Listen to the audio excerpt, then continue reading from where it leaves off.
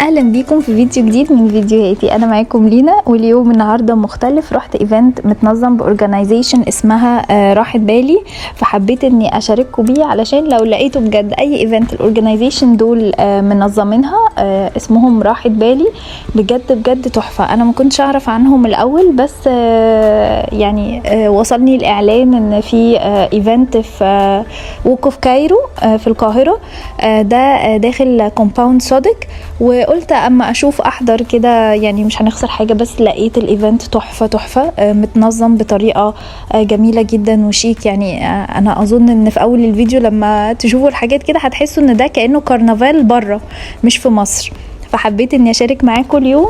وعلشان اعرفكم على موضوع راحة بالي ده، اي ايفنتس بينظموها بجد باللي انا شفته. انا بعد كده اي ايفنت هينظموه لازم هحضره بجد بالشياكة والجمال اللي كان في المكان كله، وحسن التنظيم والنظافة والهدايا والاوفرز. كان في سبونسرز كتير هنشوف مع بعض، وهنشوف كان في ايه في خلال اليوم. وكمان كان في شخصيات كتيرة تقدروا تتصوروا معاها ولو معاكم اطفال، وكان في هدايا كتير، كل سبونسر بيدي هدايا، وكان في كاب كيكس، وكان في زي كده حاجات اهتمام كده بالامهات لو عايزين يعملوا ماسكات، لو عايزين يعملوا حاجه في شعرهم في وشهم، فبجد كان جميله. وكان في جزء اصلا ده موجود اوريدي في ووك في كايرو، زي حيوانات الاولاد بتدخل بنظام وشياكه ونظافه، وبيدوا لهم اكل، وكل ده فور فري، وبيدوا لهم اكل ويفضلوا ياكلوا الحيوانات دول، وبجد ممتع جدا. بيدخلوا 5 يعني ما بيبقاش زحمه ولا اي حاجه، والاطفال مع اهاليهم بيدخلوا وياكلوا الحيوانات دي في سلحفه وغزلات كده وزي حصان صغنن، حاجات كتيره قوي. فبجد عجبني التنظيم، وعجبني ان كل حاجه شيك، وكمان كل حاجه فور فري، ما يعني مش هتتكلفوا او تدفعوا اي حاجه.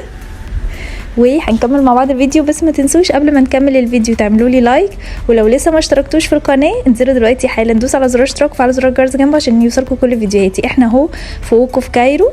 ووك في كايرو عملت لكم عليه فيديو قبل كده، هو موجود جوه كومباوند صادق في القاهرة في شيخ زايد. بتدخلوا من بوابة الكومباوند وبتقولوا له ان انتوا داخلين ووك في كايرو. ده في اي يوم من الايام بتدخلوه فور فري، وفي اماكن اكل كتير ومطاعم واماكن العاب للاطفال والعاب فور فري جوه. كل ده جوه كومباوند صادق في ووك في كايرو. عملت لكم بيه فيديو قبل كده، وممكن هسيبه لكم في اخر الفيديو ده علشان لو حابين انكم تتفرجوا عليه. بندخل احنا هنا داخلين اهو، وركننا قدام ووك في كايرو جوه كومباوند صادق. الباركينج فور فري، الدخول فور فري، كل حاجه فور فري. بتدخلوا بتستمتعوا بالشياكه والنظافه والجمال ده، كل حاجه من غير ما تدفعوا تيكت ولا فلوس ولا اي حاجه. احنا كده داخلين ووك في كايرو، ده الجزء اللي بره. وبعدين بدأنا داخلين لقينا بوابه بقى هم عاملينها، اللي هو راحة بالي اورجنايزيشن عاملينها علشان بقى يعني ايه، محددين بقى الايفنت جوه. شايفين الزحمه قد ايه؟ احنا كل ده وكنا لسه يعني الدنيا ما ضلمتش، وكان ما شاء الله الاقبال كبير جدا. في بقى سبونسرز كتيرة عاملين هدايا. اللي قدامنا ده جارنيه، كان بيعمل فور فري ان الامهات ممكن تقعد وتعمل ماسكات، وكمان كان بيوزع هدايا فور فري. وكان في شخصيات بتبقى ماشية في المكان لو حابين تتصوروا معاهم انتوا او اولادكم، وكان الموضوع لذيذ جدا. بصوا لما تيجوا، يعني حاسه لما نشوف الفيديوهات كده نحس ان احنا في كرنفال بره مش في مصر.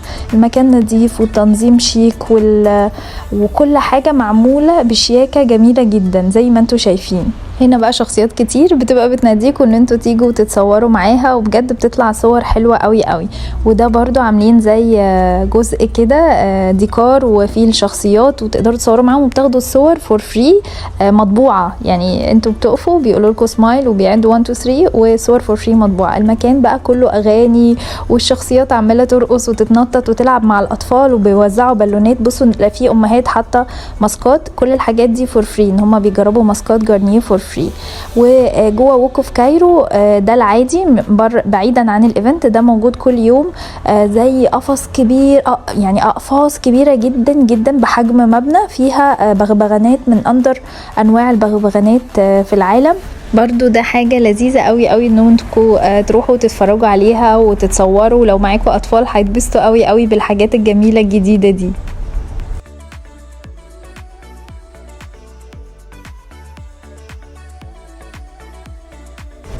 بعد بقى ما رحت الايفنت وشفت قد ايه ان هو منظم وكبير وسبونسرز كتير، قلت افتح البيج بتاعت راحة بالي اشوف هي عبارة عن ايه. لقيتها بيج فيها 1.6 مليون فولورز وفيها بتقدم خدمات كتيرة للامهات. بصوا ده البوث بتاع ليميتلس اللي هم بيقدموا فيتامينز مهمة جدا سواء للستات او الرجالة او الاطفال.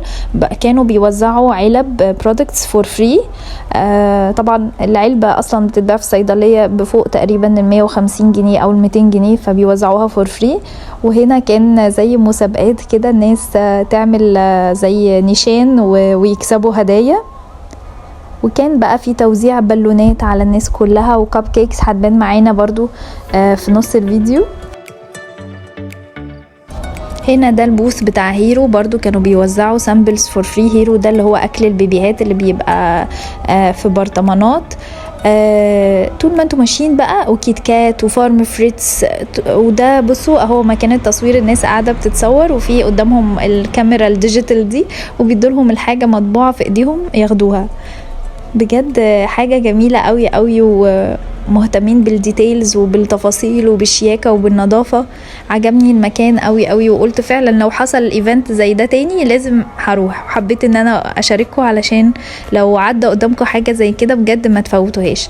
ده فوق سلم كده فوق في كايرو، في فوق كافيه لذيذ قوي قوي، وبيدخلنا بقى على المنطقه. احنا بقى ما نطلعش السلم ونتجه شمال، بيدخلنا على المنطقه اللي فيها الحيوانات. الاولاد او الكبار ممكن ياكلوا الحيوانات. زي ما انتم شايفين ما بيبقاش زحمه، بيبقى فيه سور كده والناس واقفه بره، بيدخلوا 5 او 10 ويبتدوا ياكلوا الحيوانات كده في هدوء.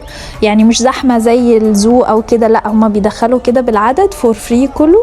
والاطفال تلعب بقى مع صغار الحيوانات زي ما انتم شايفين ويتاكلهم.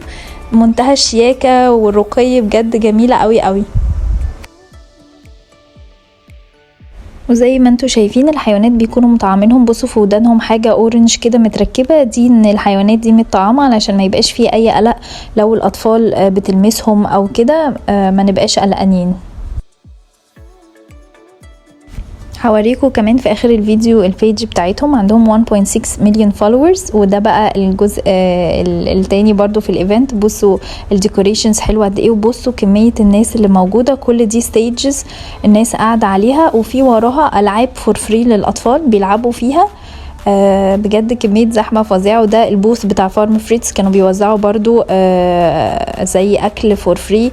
وده جزء تلوين للاطفال على الورق، وفيس بينتينج برضو على الوشوش.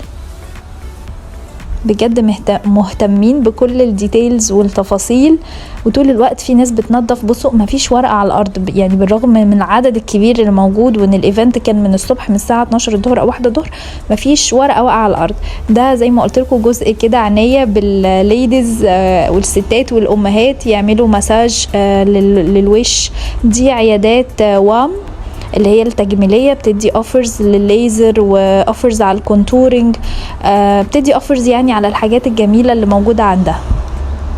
وده بقى الجودزيلا او الغوريلا اللي موجود مشهور في ووك اوف كايرو. ده بقى جميل جدا، اسمه ستاري نايت. كنا بندخل ويصورونا فيديو كده عمال يلف مع ميوزك ويبعته لنا على الموبايل في ساعتها. كان بجد حاجه جميله قوي، وكل ده فور فري. يعني هتروحوا انتوا واولادكم وتتبسطوا وتقضوا يوم جميل. وفي شخصيات بتفضل تلعب مع الاولاد وتعمل لها زي مسابقات وجيمز وهدايا. بجد كان يوم حلو قوي قوي. حبيت اشارككم معايا اليوم علشان لو جاء قدامكم اي ايفنت زي ده بجد روحوا ما تترددوش، هتستمتعوا جدا جدا. ولو معاكم اولادكم برضو هتبقى حاجه جميله. بصوا دي العاب وهدايا ومسابقات، حاجات جميله قوي قوي. هتشوفوا بقى الجمال والشياكة في التنظيم وفي الديكوريشنز وفي التفكير في كل سن هيجي في الايفنت وفي ووك اوف كايرو. كل حاجة معمول حسابها. يا رب الفيديو النهاردة يكون عجبكم، متنسوش اللايك. ودي كده البيج بتاعتهم زي ما قلتلكوا عليها 1.5 مليون فولورز، اسمها راحة بالي، و ادخلوها بقى عشان تتابعوا اي ايفنتس هم عاملينها وكده. واهو الايفنت حتى هم مصورينه.